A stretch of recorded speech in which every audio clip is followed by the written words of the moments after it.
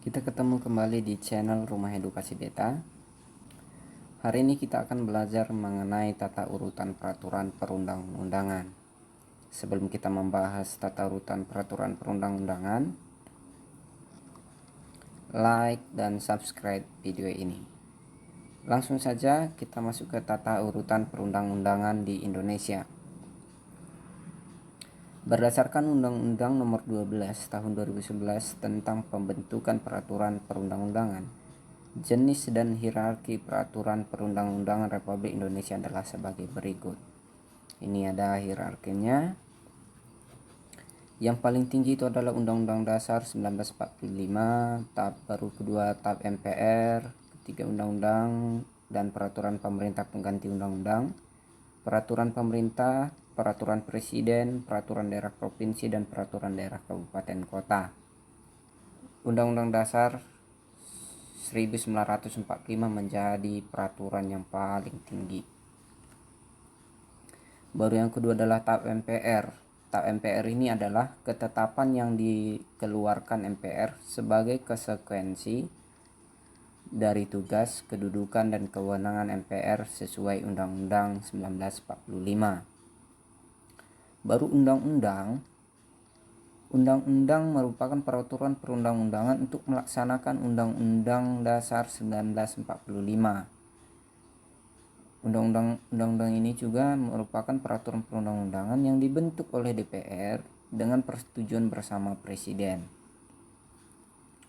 Baru ada peraturan pemerintah pengganti undang-undang, adalah peraturan yang ditetapkan oleh Presiden dalam hal ihwal kepentingan yang memaksa. Nah, jadi peraturan pemerintah pengganti undang-undang ini adalah peraturan yang ditetapkan oleh Presiden dalam hal kepentingan yang memaksa. Nah, baru nanti perpunya ini akan diajukan kepada DPR untuk disetujui atau tidaknya. Jika tidak disetujui perpu tersebut tidak disetujui oleh DPR, maka perpu tersebut dibatalkan dan tidak berlaku kembali. Nah, kedudukan antara undang-undang dan peraturan pemerintah pengganti undang-undang ini memiliki kedudukan yang sederajat. Baru peraturan pemerintah. Peraturan pemerintah adalah peraturan perundang-undangan yang ditetapkan oleh Presiden untuk melaksanakan undang-undang. Baru ada peraturan Presiden atau biasa disingkat dengan Perpres, adalah peraturan perundang-undangan yang ditetapkan oleh Presiden untuk menjalankan pemerintah. Lanjut. Peraturan daerah provinsi ini peraturan yang dikeluarkan oleh daerah provinsi dan berlaku di provinsi tersebut. Ini peraturan daerah kabupaten kota, ini peraturan pemerintah daerah kabupaten yang dikeluarkan oleh misalnya bupati untuk dan berlaku untuk daerahnya tersebut, kabupatennya tersebut. Baru kita lanjut bagan perubahan Undang-Undang Negara Republik Indonesia. Ini ada bagan perubahan undang-undang. Jadi Undang-Undang Dasar itu juga, Negara Republik Indonesia juga pernah mengalami perubahan. Nah, ini alur perubahannya. Yang pertama, usul perubahan diajukan oleh sekurang-kurangnya sepertiga dari jumlah anggota MPR. Jadi usul perubahannya itu bisa dilakukan jika di sekurang-kurangnya diajukan oleh sepertiga dari jumlah anggota MPR. Ini terdapat pada pasal 37 ayat 1. Ini yang bintang-bintang ini tandanya amandemen ya. Setelah diajukan, baru diajukan secara tertulis dan ditunjukkan dengan jelas bagian yang diusulkan untuk diubah beserta alasannya. Ini pada pasal 37 ayat 2. Baru MPR, ini sidang MPR dihadiri oleh sekurang-kurangnya 2/3 dari jumlah anggota MPR. Putusan dilakukan dengan persetujuan sekurang-kurangnya 50% ditambah 1 anggota dari seluruh anggota MPR. Nah, jadi perubahan Undang-Undang Dasar itu jika diajukan 1/3 dari anggota MPR, diajukannya berdasarkan tertulis dan ditunjukkan jelas bagian yang diusulkan itu, yang diubah itu beserta alasannya. Baru dilakukan sidang MPR ini harus dihadiri sekurang-kurangnya 2/3 dari jumlah anggota MPR. Nah, setelah memenuhi 2/3 dari jumlah MPR baru boleh disidangkan. Setelah itu baru bisa diputuskan.